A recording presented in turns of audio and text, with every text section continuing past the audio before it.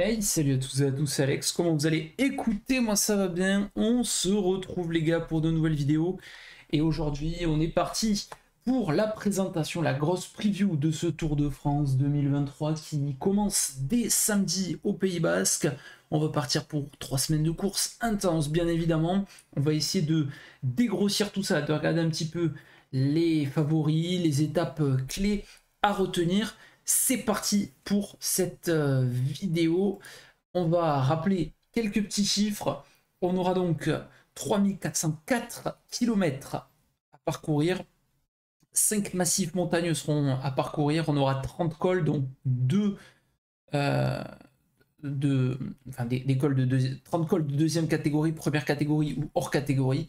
On aura en tout l'étape avec le plus de dénivelé, ça sera 5100 mètres, c'est énorme, c'est sur l'étape 17 de Courchevel, 4 arrivées au sommet, seulement 22 km de contre-la-montre individuelle, le col de la Loze sur l'étape 17 qui sera le toit du Tour à 2304 mètres d'altitude.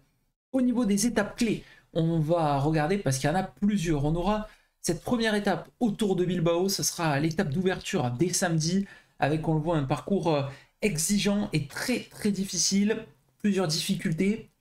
Et vous voyez ce final avec la côte de Vivero et ensuite la côte de Pic, 2 km à 10%, ça va être explosif, sachant qu'on a en plus des bonifications au sommet, on a le retour de ces petits sprints de bonification qui sont là pour faire bien évidemment exploser la course. Donc on aura le retour de ces sprints de bonification et une première étape qui désignera le premier maillot jaune bien évidemment, et ça peut être assez intense.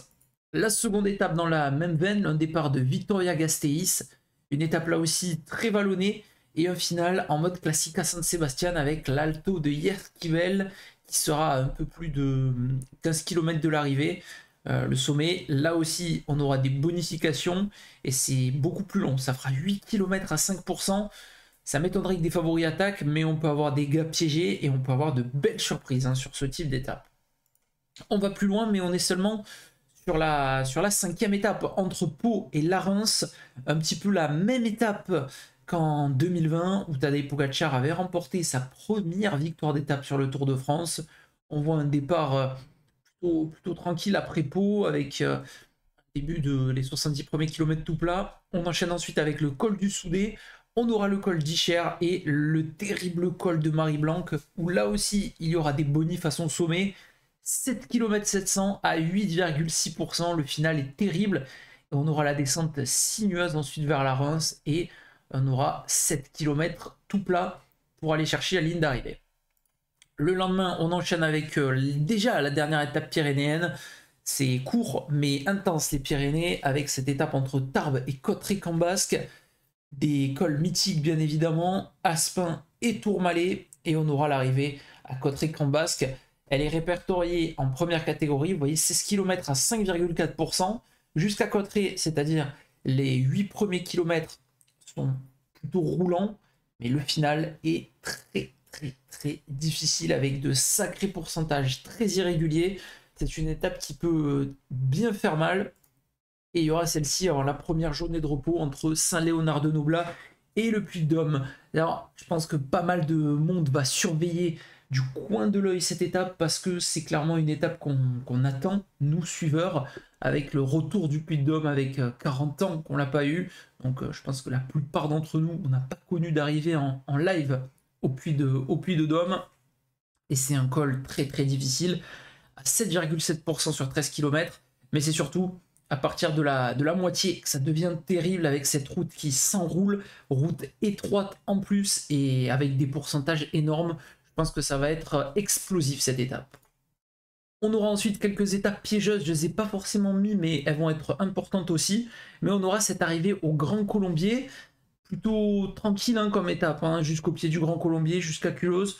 C'est plutôt tranquille, mais le final, vous voyez, avec le Grand Colombier, 17 km à 7%, très irrégulier par ce côté, le Grand Colombier. On l'avait vu en 2020, pareil.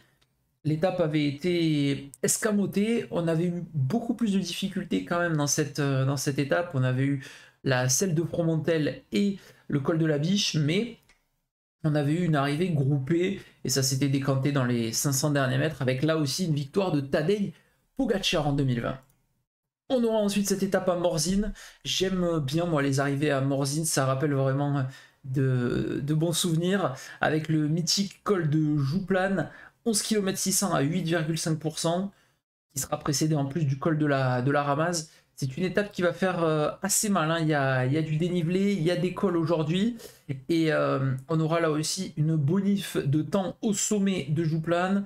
Ça devrait être propice peut-être à des attaques. Et on devrait éviter d'avoir une échappée, je pense, qui va aller jusqu'au bout. On enchaîne là aussi, hein, vraiment les Alpes vont faire très très mal cette année. Avec l'arrivée à Saint-Gervais-Mont-Blanc. On voit cette étape très compliquée avec beaucoup de difficultés. On aura le col notamment de la Forclaz de Montmain. On aura ensuite le col de la Croix-Frie, le col des Aravis, le col de la côte plutôt des Amrans, qui précédera l'ascension vers le BTX, avec donc 2 km 700 à 10,9% et l'arrivée finale 7 km à 7,7%. Ça nous rappellera les bons souvenirs de Romain Bardet en 2016, qui était allé chercher la deuxième place et la victoire d'étape sur cette étape. Ensuite, le seul contre-la-montre, il faut le noter, là aussi, un peu comme en 2016, avec cette arrivée à Combloux. Il est peut-être un peu plus long, ce contre-la-montre. Un début avec la côte de la cascade de Cœur pour aller chercher le premier point intermédiaire. Ensuite, ça sera du côté de Salanches. Et on aura l'ascension vers la côte de Domancy, 2 km 500 à 9,4%, c'est bien connu. Et après la côte de Domancy, encore quelques kilomètres pour aller chercher la ligne d'arrivée à Combloux. On ne devrait pas avoir d'énormes écarts entre les favoris, mais c'est une étape qui est quand même assez importante. Et ensuite, pour moi, l'étape reine, c'est clairement l'étape reine sur le papier, c'est celle-ci avec 5100 mètres de dénivelé entre Saint-Gervais-Mont-Blanc et Courchevel. On aura donc un passage bien sûr au-dessus des 2000 mètres à noter. Il y aura le Cormid Roselin également dans cette étape. Et la longue ascension vers le col de la Loze, 28 km à 6%. Et des pourcentages atroces dès qu'on arrivera du côté de Méribel. Ça va être une énorme étape. Et cette arrivée donc sur l'altiport de Courchevel avec une descente très sinueuse dans le final. Et pour terminer, la veille de l'arrivée au Markstein, qui est un petit peu le même type d'étape qu'on avait eu sur le Tour de France féminin l'année dernière, avec cette arrivée donc du côté du Markstein Fellering. On a une très belle étape sur le papier, très courte, avec un enchaînement de difficultés, et c'est une étape qui peut permettre peut-être à des coureurs qui ont envie d'aller chercher des places dans le top 10, ou même de renverser le général si les écarts sont faibles. Donc une belle étape avant d'arriver sur les Champs-Élysées. On va passer maintenant à la présentation des favoris. Vous l'avez bien compris, il y a ces deux hommes-là et le reste de la troupe. On va essayer de présenter un petit peu. J'ai pas forcément mis par ordre de préférence, même si j'ai gardé les deux derniers pour la fin. On va un petit peu faire le tour des favoris. On va commencer avec Tobias Johansen. Ça va être son premier Tour de France au Norvégien de 23 ans de l'équipe Uno X. Première fois que l'équipe Uno X est invitée sur le Tour de France. Ils font quand même de belles performances depuis quelques saisons. Ils ont une belle équipe pour briller. Il y aura notamment Alexander Christophe et Johansen qui peut aller chercher, je pense, un top 15 au classement général. Un top 10, ça serait énorme, mais un top 15, ça serait beau. Il a fait 15e du Dauphiné, 15e de la Flèche et 9e du Tour de Norvège. Donc, ça peut être un cours qui peut aller chercher de belles choses. Et pourquoi pas, s'il est largué au général, le voir aussi dans une échappée pour, pourquoi pas, une victoire d'étape. Peyo Bilbao, ça partira de chez lui, le basque de l'équipe Bahreïn, lui qui va disputer un nouveau Tour de France, où il a déjà terminé 9e il y a 2 ans, et il avait également terminé 2 fois 5e du Giro, donc c'est un coureur qui marche bien, il a l'expérience, Peyo Bilbao. Un début de saison où il a été plutôt solide, 4e du UAE, 4e du Tour de la Communauté de Valence, 3e du Down Under. Donc c'est un coureur expérimenté, mais il y aura un deuxième leader avec Mikel Landa. On verra un petit peu ce que font les Espagnols de cette équipe Bahreïn. C'est plutôt un outsider qu'un gros favori. Daniel Martinez, alors c'est un coureur vraiment en demi-teinte, hein. Il a déjà remporté une étape lui sur le Tour de France en 2020. Il avait terminé 28e d'ailleurs, où il avait un petit peu été révélé en remportant le Dauphiné. Mais derrière, pas grand-chose depuis qu'il a signé chez Ineos, à part cette 5e place sur le Giro 2021, où il avait épaulé Egan Bernal vers la victoire. Sinon, c'est vrai que c'est un peu triste. Moi, je le mets dans les favoris outsiders parce que il est nommé comme ça par pas mal de suiveurs, mais moi, bah, comme d'habitude, je le vois littéralement rien faire, Daniel Martinez. Je vois peut-être plus Egan Bernal, mais bon, sur 3 semaines, ça va être chaud, je pense, pour Egan. Mais franchement, Martinez, c'est pas non plus top coureur cette saison, hein. Il passe vraiment totalement à côté, et ça fait 2 saisons presque qu'il est à côté de la plaque. On a ensuite un coureur qui monte un peu en puissance, c'est Guillaume Martin, 6e du Dauphiné et de Liège, 3e du Tour de Jura. Il est toujours discret, Guillaume Martin, mais c'est un candidat sérieux, je pense, pour un top 10. Le coureur de l'équipe Cofidis qui a terminé 8e il y a 2 ans. Il passe la barre des 30 ans, lui aussi, Guillaume. Donc il commence à être expérimenté et ça va être intéressant de le suivre sur ces 3 semaines. On aura ensuite Rodriguez de l'équipe Ineos, l'ancien champion d'Espagne, qui lui aussi va découvrir le Tour de France, mais qui a fait une bonne Vuelta l'année dernière où il a explosé. Donc c'est peut-être plus lui que je vois leader chez Ineos, même si avec l'équipe qu'ils ont, ils n'ont pas véritablement de gros leaders comme ils pouvaient l'avoir l'année dernière. Là, je pense que c'est lui la meilleure carte peut-être pour un top 10 final. L'Espagnol, on verra ce qui donnera et on le verra sur cette semaine, enfin sur ces 3 semaines. 9e du Dauphiné, 6e du Tour d'Andalousie, qui est marqué 64e, mais c'est 6e, il me semble. Donc, non, plutôt bonne saison. Il n'a pas trop couru, donc ça serait important de voir ce qui va donner. Giulio Ciccone, qui avait raté le Giro à cause du Covid. Pour moi, j'aime pas le noter comme favori de Giulio Ciccone, parce que pour moi, c'est pas un coureur de classement général. Il a fait 5e de Tirreno, 2e du Tour de Valence, 3 victoires d'étape. Il fait une très très belle saison. Mais moi, c'est pas un coureur que j'imagine parmi véritablement les favoris. Quand je cite Giulio Ciccone, c'est un coureur que j'aime beaucoup. Mais pour moi, c'est vraiment le baroudeur italien, le grimpeur par excellence. J'adore quand il se glisse dans des échappées. Et j'aimerais beaucoup le voir avec le maillot de meilleur grimpeur. Donc je l'imagine difficilement parmi les favoris. On voit hein, quand il a joué le classement général, ou du moins quand il a été le mieux placé, c'était 31e sur le Tour 2019 où il avait porté le maillot de leader et 16e du Giro 2019. Voilà pour ses meilleures performances en grand tour. Donc c'est pas énorme, mais clairement moi j'ai envie de le voir dans les échappées, nous faire le spectacle et aller chercher pourquoi pas une ou 2 victoires d'étape italien. Mikel Landa, on a cité son collègue Peyo Bilbao. Il fait pas une mauvaise saison, Mikel Landa, mais bon, plutôt discret quand même. Il a été 3e de la Flèche, 2e du Tour du Pays Basque, mais saison un petit peu en dents de scie pour celui qui a été 4e en 2017 en tant qu'équipier de Christopher Froome. Il était d'ailleurs à pas grand chose d'aller chercher le podium, mais Mikel Landa, ça commence à passer malheureusement. Et lui, qu'on imaginait gagner un grand tour ou même clairement le tour, ça commence à être compliqué. Je le mets dans les favoris, enfin dans les outsiders plutôt, pour un top 10, mais je ne le vois pas forcément peser sur la course, l'ami Mikel Landa. On passe ensuite à Simon Yates.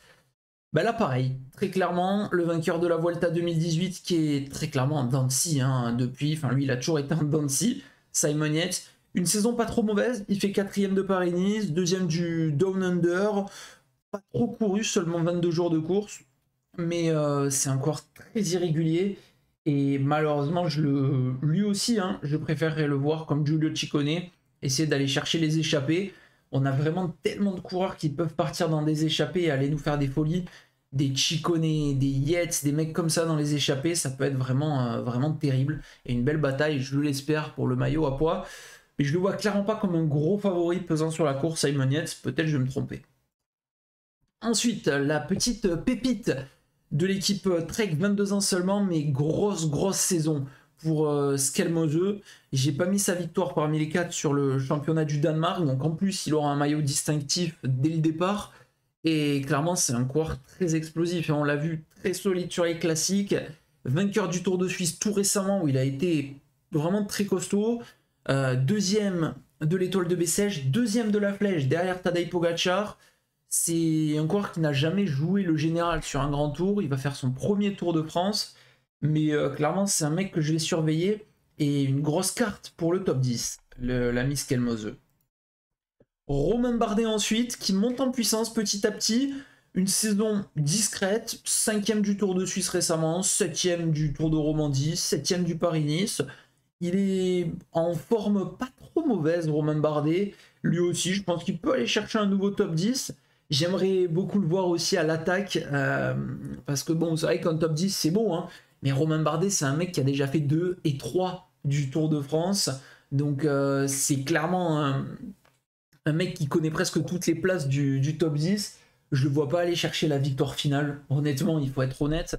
Romain Bardet, sur le Giro l'année dernière, autant je le voyais aller chercher la victoire sans son abandon, mais là, je le vois mal rivaliser avec les Pogacar, les Vingegaard. Donc, j'aimerais bien pareil. Chicone, Bardet, Yates dans des échappées pour le maillot de meilleur grimpeur et des victoires d'étape. Pour moi, c'est vraiment 3 coureurs avec énormément de panache et qui peuvent nous faire rêver sur ces 3 semaines.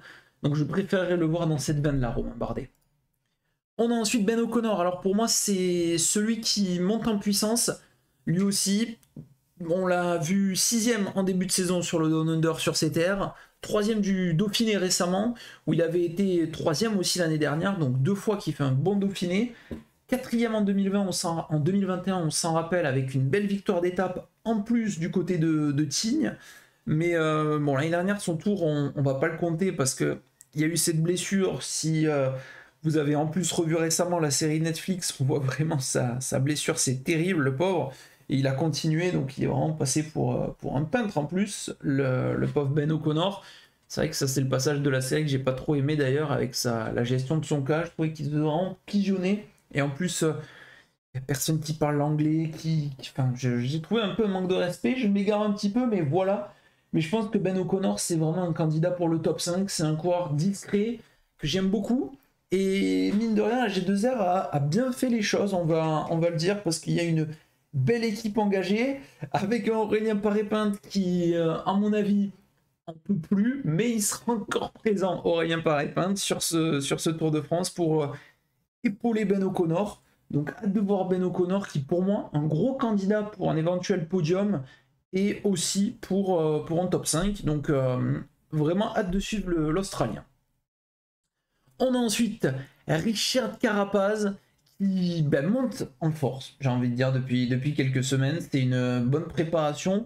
Pas tant de jours de course que ça, 24 jours, 2 victoires cette saison, champion d'Équateur et également vainqueur de la Mercantour, 2e du Critérium du Dauphiné, loin derrière Jonas Vingegaard. Mais comme je l'ai dit, là, c'est les outsiders, hein, clairement, même si je l'ai dit, c'est les favoris, c'est pour les places dans le top 10.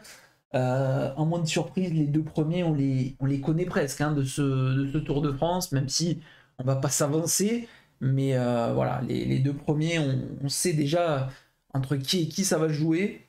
Carapaz, 3ème en 2021, qui fait quand même un podium tous les ans, hein, sur les grands tours. Vainqueur du Giro 2019, podium de la Vuelta 2020, podium du Tour 2021, podium du Giro 2022. Donc, ce qui va aller chercher un nouveau podium en grand tour, Carapaz, en tout cas, c'est un candidat très sérieux. Il a une très belle équipe chez IF, là, depuis qu'il a changé de team. Vraiment, c'est lui le gros leader. Et il y a une très belle équipe pour l'accompagner. Donc, j'ai hâte de suivre ce que va faire Richard Carapaz. Notre Frenchie David Gaudu qui s'est rassuré sur le championnat national. Il a été solide. Énorme début de saison. 2e de Paris-Nice, 4e du Pays Basque. Lui qui a été 4e l'année dernière de ce Tour de France. Il a une grosse équipe à ses côtés. On a eu un petit peu les polémiques avec l'absence d'Arnaud Démare. Mais bon, moi je suis plutôt pour avoir cette équipe-là, côté FDJ. J'aurais peut-être pas mis Quentin Paché, j'aurais peut-être mis un autre gars. Je trouve que c'est dommage qu'il n'y ait pas Storer, mais il n'est pas non plus dans une grosse saison, Michael Storer. Donc voilà. Mais c'est, je pense, lui aussi, un des mecs qui peut aller chercher la 3e marche du podium et peut-être aller chercher également une victoire d'étape, David Gaudu. Donc hâte de le suivre. S'il confirme sa montée en puissance comme il nous l'a montré sur le championnat de France, c'est parfait. On va dire, certes, il a fait un mauvais Dauphiné, mais l'année dernière, il fait pas un bon Dauphiné non plus. Il nous claque une 4e place. Donc voilà, on a juste envie qu'il nous fasse la même chose, David Gaudu, et qu'il fasse fermer la bouche aux critiques et qui nous régale. Donc voilà, j'ai hâte de voir ce que va faire David sur ce Tour de France. C'est clairement pour moi notre meilleure carte côté Frenchie, même si vous savez que je kiffe Romain Bardet. Je pense qu'il David Gaudu va être meilleur que Romain Bardet sur ce Tour de France. Ensuite, Jay Hindley, lui aussi, qui fait une belle saison, le vainqueur du Giro. Il va découvrir le Tour de France à 27 ans, Jay Hindley, qui a été solide déjà sur le Giro, deuxième et premier. Donc c'est un coureur qui a mine de rien un petit peu d'expérience sur les grands tours. Quatrième du Dauphiné cette saison, huitième du Tour de Catalogne. Il enchaîne les bons résultats, il monte en puissance l'Australien, qui est quand même un gars assez discret qu'on n'attend pas spécialement. On l'a vu sur le Giro l'année dernière. Mais c'est un coureur plutôt surprenant, donc hâte de voir ce que va nous faire l'ami Jay Hindley, qui pour moi est là aussi un nouveau candidat très sérieux pour le podium. Et un des derniers candidats très sérieux pour le podium, c'est l'Espagnol Enric Mas, qui fait pas non plus une saison stratosphérique, 5e du Pays Basque, 6e de Tirreno, totalement à côté de la plaque sur le Dauphiné, mais Enric Mas, c'est un homme qui aime les grands rendez-vous. C'est qu'il a déjà fait 3 fois deuxième de la Vuelta, 2018, 2021, 2022, 5e du Tour en 2020, 6e en 2021. C'est un mec qui est habitué des top 10, des top 5 sur les grands tours. Donc pour moi, Enric Mas, c'est clairement un candidat sérieux. S'il arrive à bien monter en puissance, il va être intenable. Vous savez que c'est un coureur qu'on adore en plus. Non, je ne suis pas grand fan d'Enric Mas, mais il fait honnêtement, quand il est en forme, Enric Mas, il peut nous faire des folies. Donc on ne demande qu'un grand Enric Mas pour faire encore plus de spectacles. Maintenant, on va passer aux deux favoris. Forcément, les deux gros favoris, soit Tadej Pogačar pour un troisième sacre, soit Jonas Vingegaard pour un deuxième. Donc Pogačar, double vainqueur en 2020-2021, second l'année dernière, avec l'explosion de nos amis de Jumbo sur l'étape du Granon. Il n'y a pas beaucoup cru Tadej Pogačar, mais 20 jours, on a peut-être 21, j'ai dû oublier le championnat de Slovénie quand j'ai fait les petites images comme ça. 20 jours de course, 13 victoires, donc 21-14, c'est stratosphérique ce qu'a fait Tadej Pogačar. Vainqueur de Paris-Nice, vainqueur du Ronde, vainqueur de la Flèche, vainqueur de l'Amstel Gold Race. C'est monstrueux ce qu'il a fait. Il n'a pas couru depuis un bon moment, mais il vient d'aller chercher même 22 jours de course et 15 victoires du coup peut-être, avec la doublette sur les championnats de Slovénie, le chrono où il a explosé la concurrence et la course en ligne. Donc ça va être là aussi un Pogačar en forme. On sait qu'il y a eu sa blessure. Pour moi, il est revenu peut-être pas au top de son niveau, mais il a le couteau entre les dents. Et Pogačar, à mon avis, avec le mental, la force mentale qu'il a, il peut vraiment nous faire un tour de fou. On demande que ça. Et on demande que Jonas Vingegaard aussi soit en forme. Lui qui, à l'inverse, a connu un début de saison plus compliqué, même s'il avait gagné le Grand Camino. On l'a vu moins en forme sur le Paris-Nice, donc on n'a pour le moment pas eu, on va dire, à armes égales et à niveau égal d'affrontement Poga-Vingegaard cette saison. Donc ça aussi, c'est cool pour le suspense. Mais on l'a vu impérial sur le Dauphiné, impérial sur le Pays Basque, 11 victoires d'étape en 25 jours de course. Il est là, hein, Jonas Vingegaard, là aussi. Il va être frais, il a une énorme équipe, on le sait, le collectif va être à 100% pour lui. Cette saison, c'est annoncé. L'année dernière, on avait quand même un petit peu la feinte Primoz Roglic, qui avait en plus remporté le Dauphiné, où Jonas s'était sacrifié pour lui. Là, il a remporté le Dauphiné, il est tenant du titre, il a plus à se cacher, Vingegaard, et je pense qu'on va avoir un affrontement masterclass entre les deux. Et c'est forcément ce qu'on a tous envie d'avoir dès samedi peut-être. Maintenant, on va regarder un petit peu la Startlist en détail. Je vous laisse mettre pause pour regarder un petit peu ce qui nous attend. Vous voyez les nouveaux maillots des équipes. Ils ne sont peut-être pas tous. Il y en a d'autres qui sortiront sans doute, notamment la Astana qui a présenté son nouveau. Il y a la Bora aussi qui aura un autre maillot. Mais voilà, grosso modo, il y a quelques petits maillots qui vont changer. Pas mal d'équipes Viro Blanc comme Bahreïn, comme Movistar. On a donc tous les favoris qu'on a cités et qui sont présents. Ça va être hyper cool de suivre ce Tour de France. J'ai hâte. Regardez bien la start list, on va pas tout répéter. On a les sprinters que j'ai notés. Il y en a d'autres, hein, des cartes pour les sprints, mais les principaux sont là. Fabio Jakobsen, Jasper Philipsen, Sam Welsford, Mats Pedersen, Mark Cavendish Dylan Groenewegen, Mark Cavendish que j'aimerais bien voir prendre un succès. Il a fait sur le Giro, il peut le faire sur le Tour. Pedersen pour moi, candidat sérieux pour le maillot vert. À voir si Wout van Aert le rejoue, mais il a pas annoncé spécialement vouloir le jouer à fond comme l'année dernière. On aurait pu mettre Christophe Laporte aussi, mais ça va jouer à fond pour Vingegaard. Donc est-ce que Christophe va tenter sa chance? On le verra. On l'a vu solide en tout cas sur le Dauphiné, Christophe Laporte. Donc il y a ces possibilités-là aussi. Il y aura du Brian Cocard, il y aura du... Il y a pas mal de coureurs qui peuvent aller chercher des beaux sprints comme ça. Maintenant, on en a terminé, grosso modo, avec cette vidéo. Il y a pas mal de favoris, comme vous l'avez vu. Mais très clairement, les deux favoris, ils sont là. Jonas Vingegaard, Tadej Pogacar. N'hésitez pas à me donner un petit peu vos pronos. Moi, j'ai du mal à donner un favori entre les deux, puisque un petit peu d'interrogation sur l'état de forme quand même de Tadej. Mais pour moi, pour avoir du vrai spectacle, il nous faut un grand Tadej et il nous faut un grand Jonas. Sans ça, ça sera très compliqué. Donc j'espère qu'on aura du grand spectacle en tout cas. N'hésitez pas à me dire ce que vous en pensez, vous, de votre côté. Mais j'ai vraiment hâte d'être samedi, bien évidemment, et de vibrer pendant ces 3 semaines de course. J'espère que cette présentation était claire, que j'ai bien tout présenté, grosso modo. N'hésitez pas à me donner vous aussi vos favoris, vos outsiders, ce que vous pensez des coureurs notamment qu'on a cités, les Yates, les Ciccone, les Bardet. Pour moi, j'aimerais bien les voir dans des échappées, mais vous, ce que vous en pensez également de ces cas-là. Voilà les gars, j'espère que ça vous a plu. N'hésitez pas à me dire ce que vous en avez pensé.